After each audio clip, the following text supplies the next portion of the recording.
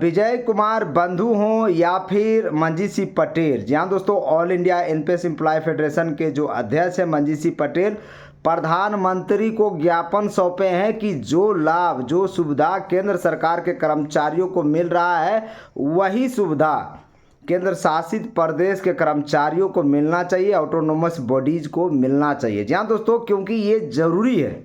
केंद्र सरकार के कर्मचारियों को जो लाभ जो सुविधा मिलता है, पेंशन भत्ता मिलता है, वो सारा सुविधा लाभ ऑटोनोमस बॉडी केंद्र शासित प्रदेश के कर्मचारियों को नहीं मिलता है। इवन राज्य के कर्मचारी भी पीछे रह जा रहे हैं। जहाँ दोस्तों एक यूनिफॉर्मिटी होना चाहिए, पूरे देश के कर्मचारियों में एक यूनिफॉर्मिटी होना चाहिए। शिक्षक हैं तो पूरे देश के सभी शिक्षक का वेतन समान होना चाहिए, लेकिन ऐसा नहीं होता है। हर एक राज्य का अपना अपना नियम है, केंद्र का अपना अपना नियम है। जहाँ दोस्तों केंद्र सरकार भले नवोदय विद्यालय या केंद्रीय विद्यालय के शिक्षकों का वेतन भले समान हो, लेकिन राज्य सरकार के जो शिक्षक हैं उनका वेतन समान नहीं है। और जो केंद्र शासित प्रदेश है वहाँ पर भी जो कर्मचारी है उनका वेतन समान नहीं है। ये असमानता, ये बहुत बड़ा गैप है। जी हाँ दोस्तों, इससे समाज में कुंठा पैदा होता है। जहाँ दोस्तों इस बात को ध्यान में रखते हुए मंजीत सिंह पटेल ने प्रधानमंत्री को ज्ञापन सौंप रहे हैं। जहाँ दोस्तों पूरे देश भर से कर्मचारी अपना अपना जगह से लोग प्रधानमंत्री के नाम से ज्ञापन सौंप रहे हैं। इसके अलावा 8वां वेतन आयोग को 200 दिन के अंदर रिपोर्ट तैयार करने की बात कही जा रही है। जहाँ दोस्तों ये काफ़ी ज़रूरी है, क्योंकि आपको पता होगा कि 8वां वेतन आयोग पर काम होना शुरू हो गया है। 3 नवंबर 2025 जब से कैबिनेट का अप्रूवल हुआ है तब से ही काम शुरू हो गया है। स्टेक होल्डर से डेटा मंगाया जा रहा है, लेकिन 18 महीने का वक्त मांगा गया, जो कि काफ़ी ज़्यादा है। 18 महीने में तो लागू हो जाना चाहिए, उससे पहले ही 1 साल के अंदर 8वां वेतन आयोग को लागू हो जाना चाहिए सिफारिश सहित। लेकिन यहाँ 18 महीना सरकार लगा रही है सिर्फ रिपोर्ट तैयार करने में, जिससे कर्मचारियों का जो एचआरए है, जो ट्रेवलिंग अलाउंस है, अन्न भत्ता है, उसमें भारी लॉस होगा, भारी नुकसान होगा और प्रधानमंत्री जी को इसको देखना पड़ेगा। इसीलिए मंजीत सिंह पटेल ने सिस्टम यानी चरणबद्ध समय सीमा के तहत 8वां वेतन आयोग को अगर लागू किया जाए, रिपोर्ट को 200 दिन के अंदर पेश किया जाए, तो हो सकता है कि साल भर के अंदर 8वां वेतन आयोग लागू हो जाए। और 1 जनवरी 2026 से 8वां वेतन आयोग को लागू होना था और उसका जो 1 साल बचेगा उसका एरियर के रूप में सभी कर्मचारियों को मिलेगा। ये बात भी तय है।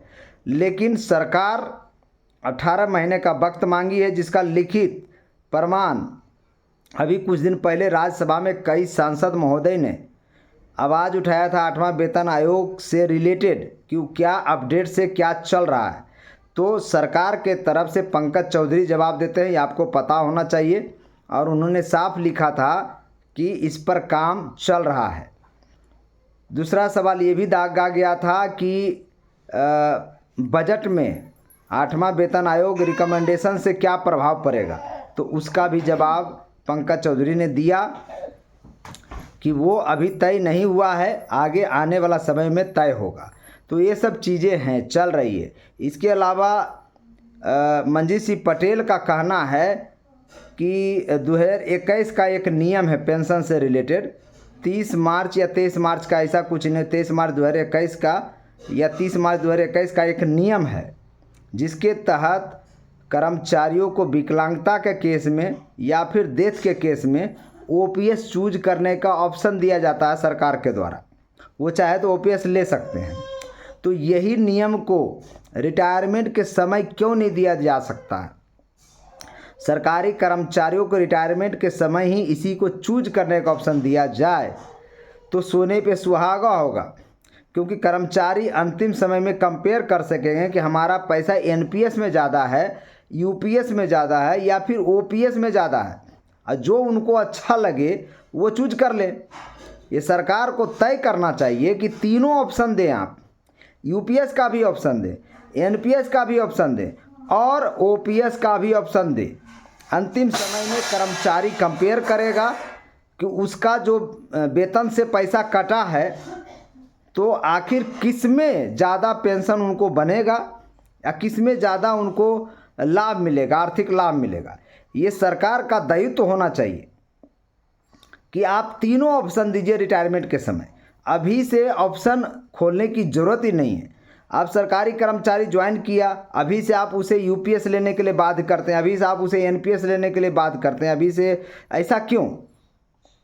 डुअल नेचर, दोहरा मापदंड रखने की क्या ज़रूरत है? ये आप ही का कर्मचारी है, देश की सेवा करता है, आपके लिए काम करता है। धरातल पर सारी योजनाओं को यही कर्मचारी उतारता है और पूरे देश भर से रेवेन्यू जनरेट करके यही कर्मचारी आपको ला कर देता है। फिर इसी कर्मचारी को पेंशन देने में आपको क्यों दिक्कत हो रही है? यही सबसे बड़ा सवाल है। सरकार को भी इस पर सोचना चाहिए। ऐसा नहीं है कि आर्थिक बोझ बताकर बार बार भाग जा रही है। ऐसा नहीं है कि सरकारी कर्मचारी देश के लिए आर्थिक बोझ है। देश की सेवा करता है, उसका प्रतिफल के रूप में सामाजिक सुरक्षा पेंशन मांगता है, आर्थिक सुरक्षा पेंशन मांगता है। वो ज़रूरी है क्योंकि वो लास्ट समय में, बुढ़ापे में कोई भी काम करने योग्य नहीं रह जाता है और इसीलिए प्रतिफल के रूप में उसे पेंशन मिलना चाहिए, एनी हाउ मिलना चाहिए। और इसीलिए लगातार कर्मचारी 20-22 साल से लड़ रहा है। संख्या बल कम है, ये सभी को पता है। पूरे देश भर में 2 से 3% लोग ही सरकारी नौकरी करते हैं और ये सरकारी नौकरी का सबसे बड़ा चार्म ही पेंशन था पहले ज़माने में, जो 2004 के बाद बंद कर दिया गया। तो फिर से इसे लागू क्यों नहीं किया जा सकता, जबकि कई कर्मचारी संगठन अपना पूरा डिटेल डाटा लिख कर सरकार को भेज रहे हैं कि कहीं कोई दिक्कत नाम की चीज़ नहीं होगी, सरकार को अतिरिक्त पैसा नहीं देना पड़ेगा। कई यूनियन संगठन तो यहाँ तक बोल दिए हैं कि सरकार अपना पैसा 14% जो जमा कर रही है वो अपने पास रखे, 10% जो सरकारी कर्मचारियों को मिल रहा है वही दे दे पूरा का पूरा। यही तो मांगा जा रहा है। इससे ज़्यादा सरकारी कर्मचारी और कुछ नहीं चाहता। लगातार इस पे बात हो रही है कि पुरानी पेंशन बहाल कर दिया जाए। अगर पुरानी पेंशन नहीं दे सकते हैं तो सरकारी कर्मचारियों का जो अंशदान काटा जा रहा है वो पूरा शुद्ध सहित दे दिया जाए, ब्याज सहित दे दिया जाए। कर्मचारी आपका 14% का योगदान नहीं मांगता है, सरकार का योगदान नहीं मांगता है। आप अपना रखें, कोई दिक्कत नहीं है, किसी को प्रॉब्लम नहीं है। लेकिन अपना जिस पर सरकार टैक्स लेती है, 10% जो सरकारी कर्मचारी का एनपीएस में कटता है, उस पर भी सरकार टैक्स लेती है। तो फिर सरकारी कर्मचारियों का वो पैसा रिटायरमेंट के समय क्यों नहीं दे देती है सरकार? और पीएफआरडीए में ऐसा नियम क्यों नहीं बनाया जाता है? हर एक चीज़ का उपाय इस धरती पर है, बशर्ते इच्छा शक्ति होनी चाहिए। जहाँ चाह है वहाँ राह है। अब सोचने वाली बात है, इस वीडियो को ज़्यादा से ज़्यादा आप लोग शेयर करिए ताकि देश भर के हर एक कर्मचारियों तक ये पहुँचे, ताकि अपना अपना योगदान सरकार सबको वापस करे। जय हिंद, जय भारत।